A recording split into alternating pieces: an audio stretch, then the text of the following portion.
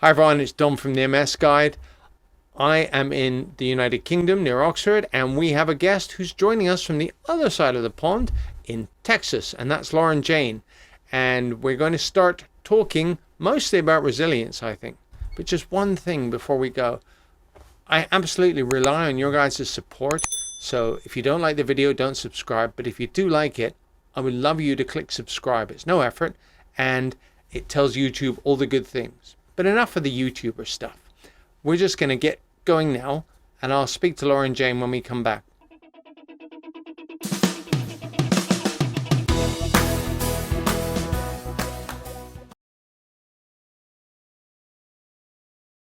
Thank you. Yes. So I was diagnosed in 2014. And at the time, I was doing a job that I absolutely hated. So actually, I think it was kind of a blessing and a curse because it led me down a positive life path of focusing more on my art, which I went to school for originally, and becoming a massage therapist and then becoming an entrepreneur and a lot of other things. So I create YouTube videos and help online businesses, build online businesses. Yeah, well, hey, I see you've got a YouTube channel, which I'd like you to know I subscribe to, practice what I preach.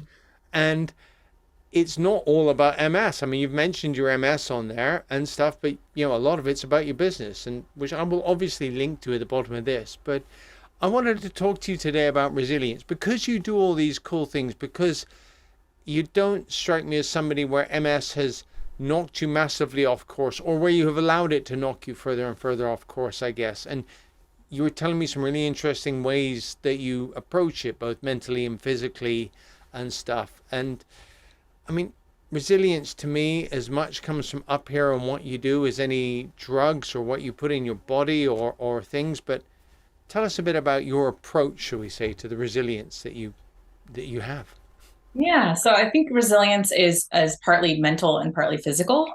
So as far as mental, it's your mindset and your perspective, and having a sense of like there are things that you can do to feel like you are in control to some degree. Because with this, it's always very difficult to feel like you're out of control of your body. And then as far as physical, what things can you do as far as maybe exercise or diet, things to help your body to heal. So, if we're going through a flare up, what can we do to try to reduce the inflammation and beyond, medicine? Like, are there things you can do? Just simple things, massage, acupuncture, Yeah. exercise. And even if you're having mental issues like memory, there's things like lumosity.com is a website that there's a free version. You can play games on there and it tests like the math side of your brain and the verbal side. Right. And that helped me a lot originally to rebuild myself from where I was at. I mean, what I hear, and I think this is an awful thing when you get MS, is you are doing things to take control or Mm-hmm. take back control or whatever you want to call it. I mean, I sound like a politician talking about control, but it's you know, how important is that to you that you are interceding and going, you're not the only boss around here, MS. Yeah, for me, it's so important because sometimes I almost think we feel like our body is somehow separate from our us. Like our body is attacking us or something, and it's hard sometimes to not feel down and feel like it's ruining our life or something. But if you feel like there's something you can do, and that's simply some people believe that taking gluten out of your diet. So okay, I'm going to choose not to eat that bread that has the gluten. I feel like I've taken a step towards feeling better, Yeah, just even if it's a placebo, even if it's just in your head, it feels better to know that you're doing something and not just kind of like hoping and relying only on the doctors to help you or a- just praying. absolutely. I mean, I think, like you say, whether or not you're actually gluten intolerant, if you feel that you are and you feel that you can then intercede and do something and remove gluten from your diet, that is something that you're doing to take control. It's I would argue that choosing to have a DMT is taking control, or even if you choose not to have a DMT, that's a choice. But it's this feeling of control that Yeah. we're all after, isn't it? It's you know, tell me. I mean, I keep looking at that painting over your shoulder. I mean, what's it like? I mean, to me, it looks like something you must have to get really, really. into, and in some ways allowing yourself to get into something else, reading a book, painting, doing a luminosity mind game, it, Mhm. to me, that's a sense of control as well. But how long does it take? I'm just interested. For a painting. Well, the one Um, behind you, the really well, cool one this behind one you. this one was fun. It was a pour paint, and it was my very first one ever. Which when I asked someone who I knew that did them, they thought it was ridiculous. I was doing it. It's about 6 foot long, for my very first one instead of like a little test kind. So you pour the paint and you kind of dance around with it. I actually made a video Ah, doing it, okay. So but that's essentially go big or go home. that one was a little quicker. My office is a bit messy, but I'll show you this one that took a little bit longer. This Wow. one is much more, kind of realistic, and Mm. it's my fiance and I's legs drinking a martini at the Amalfi Coast. So a hopeful future moment. So it Yeah. gives me hope when I look at it, or like here's a vacation in the future that we could take. So Yeah. those So ones take, I don't know, maybe over a course of a month, several 4-hour sessions at a time. wow. Wow. I mean, I have no, but to me, that's a hobby essentially, or I don't want to insult it. Maybe it's your profession, but, Yeah, it's it actually was my profession for a long time, and then teaching artists how to market themselves. But right. but it could be a Okay. hobby for some. Yes. Well, yeah. I mean, anybody, a hobby. I mean, half of it, I do a lot of walking, but getting ready, planning everything out, doing all that. All this, you realize, is you're taking control. When you reduce it down to the bare bones, Mm-hmm. as opposed to sitting there going, MS has wiped me out again, and I can't do anything, and it's really tricky. Do you know many other MSers? Not personally, actually, only from online. Right. And Okay. that was part of what, inspired me when I saw your video that it was a day that I was feeling a little down, and then you guys had talked about having community, and that's one of the ways to feel, more positive. Um, That was me and Rebecca, wasn't it? The my mate in DC, also in I the think US. it may have been. Yeah, yeah. Um, Pretty. and She's I asked overly you, positive. I'm like, how do you find people who are also trying to be positive? Who we all have our down days, but Mm. how do you find other people that are kind of thinking along the same lines as you? And then that inspired us to get on this call. So Yeah, yeah. Oh, it's hey, happening. This is connecting. there's Dr. Levitt in Washington. She's a psychologist, a professor of psychology, but she started with some colleagues an online across the world, but mostly the US and Canada group called eSupport Health, I think, for exactly this reason to bring people together so they could share. Because if you and I have MS, we can skip a bunch of stuff, can't we? There's not me going, "What's it like?" or will you get better soon, or anything like that. We can just park all those sort of conversations. And Right. where are you? Are you in a city or a town or Yeah, I'm in Austin, just right, outside the city part. So right? I have a beautiful view of hills and things. So that's nice for me to get outside, get a little bit of sun. Sure, Um, sure. And hey, sun's good for you, vitamin D, yeah. but outside as well. Do you get outside a lot? I mean, do you have activities that take you out? Yeah, so we have a balcony that I try to make part of my daily routine of going outside and kind of like meditating, breathing, looking out into the distance. And they say that's actually good for your eyes, which your eyes apparently have a lot to do with MS. And there's even eye exercise movements you can do that supposedly help the brainstem and things. Um, Yeah.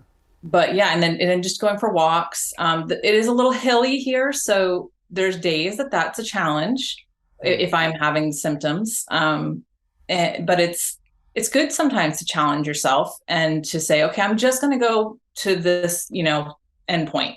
If I can just make it to here and back, kind of a thing. So I think Uh, it all depends on where you're at with your journey and what you're physically able to do. But sometimes it's good to push yourself just a little bit and it makes you feel more empowered than like, oh, I did it.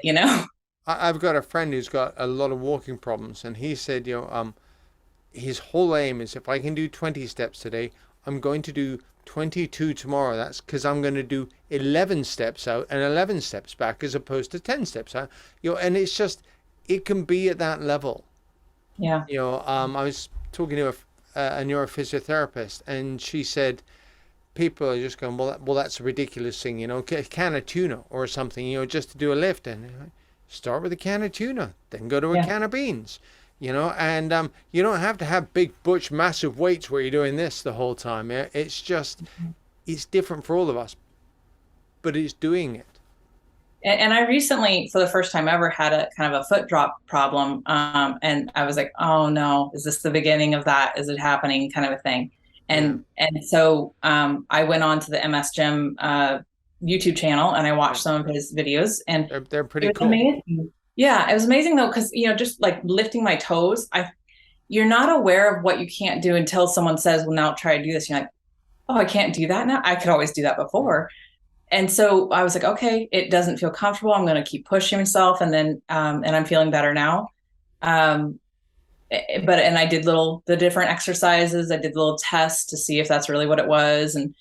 But it made me feel better just having something to turn to instead of just worrying. yeah. The MS Gym is amazing. People, I've tried a couple things when I had a neck problem a while back, I remember. And then, like you say, oh, I can't do that. Hmm. And you didn't know you couldn't do it. Yeah. And that's the insidious thing with MS is it can kind of take it away from you sort of a millimeter at a time. So, I mean, have you heard the phrase, boiling a frog? The analogy? Yeah. Yeah. Yeah, yeah, but it's that kind of thing, Totally. I suddenly feel like a fool. I feel like I've been the frog that's being slowly boiled as opposed to dropped into the boiling water and Hmm. obviously going, that's not good and jumping out. But, it's just that's one of the insidious things with MS. But you're right, it's grabbing it and not giving into it. And I think trying to learn different things as you go. It could be a hobby, it could be just something for fun, but Yeah, then that helps your brain to grow and build new neural pathways. And yeah. which, by the way, I love the brain image behind you. Oh, thank Um, you. Yeah, yeah. very It's artistic. yeah, it's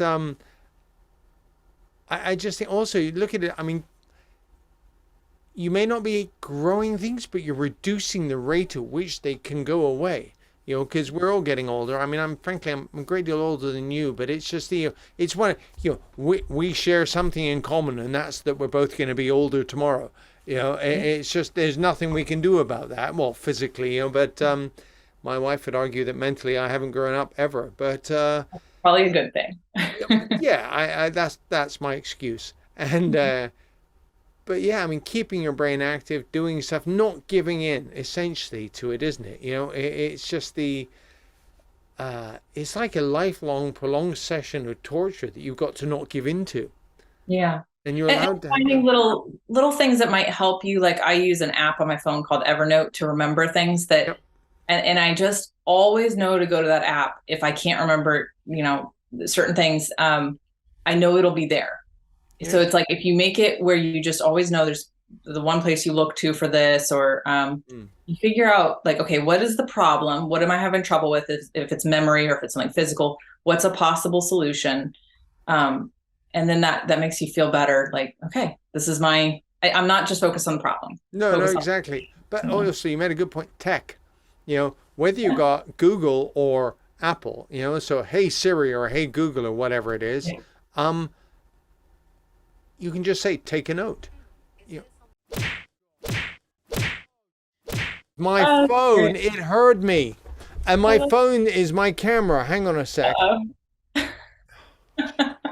Yeah. Yeah, and now Siri's getting upset with me because hang on. Right. Okay. See, this is a nice thing about editing. I'm gonna get rid of that. I don't know. I love it. I think you should keep it in. Could do, yeah, yeah, could do because it's it's sort of humor value, not perfect. I mean, it's my studio is my spare room, so it's but yeah, I suddenly thought when I said that, I thought, oh, I hope it doesn't do that. And sure enough, you know, and what it does, because my phone's my camera, because you think about the quality of cameras in an iPhone, they're a Mhm. heck of a lot better than most things. And there's, you Oh, know, right. Yes. well, yeah, but one phone has got better computing power than all three computers that were in the space shuttle. I mean, Wow. it's just, and we forget about this, and these Yeah. voice apps and all this kind of stuff, and the apps like there's an app called Stretch It that I was looking at, you know, Okay. and many of them want to charge you, but Mood many of for them, stretching or yeah, yeah. I mean, it's just many of them want to charge you, but many have got free stuff. So if you do want to pay, you've had a chance to try it. And sometimes it's worth it. If it's something that helps you, with your everyday life, certain things are. You'll find what works for you. You know, Yeah. because I saw Dr. Gretchen doing something about foot drop and how to get out of a chair and, the best way and all this kind of stuff. And you think little things can make a massive difference. Yeah. And I know sometimes when I'm having trouble, I'm like, should I just take it easy and lay down? And sometimes that's the answer.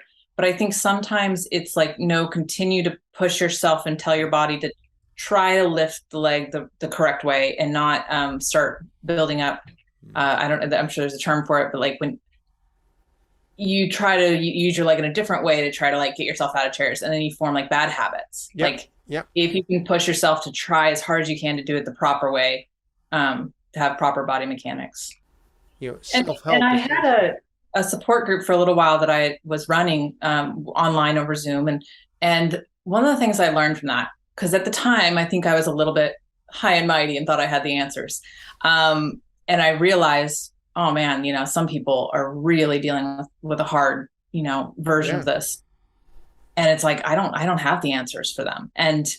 But I think the important thing is the connection, and that the feeling of like, you're not in alone, and that, we're all just trying the best we can. And, things along those lines, just trying to be there for them, I think is sometimes more important than maybe trying to have the answer. Yeah, exactly. I mean, is there a guaranteed answer? And a lot of the time not, but somebody to talk to who, like I said, who gets it. Yeah. We don't have to have a conversation about MS because we've both got it. Yeah. So, hey, anyway, look, we could do this all day long, but I really appreciate you coming on and just sharing some of your wisdom and your experience with me and with everybody else. And so we did also speak about coming on your channel. So I'd be really flattered to do that at some point. I would love to do that. I love that you've put this together. This is great. Yeah. Well, yeah. I'm flattered. Thank you. Look, we'll catch up again soon, whether it's here or whether it's on your channel. All right? Sounds good. Thank you. Cheers. Bye-bye.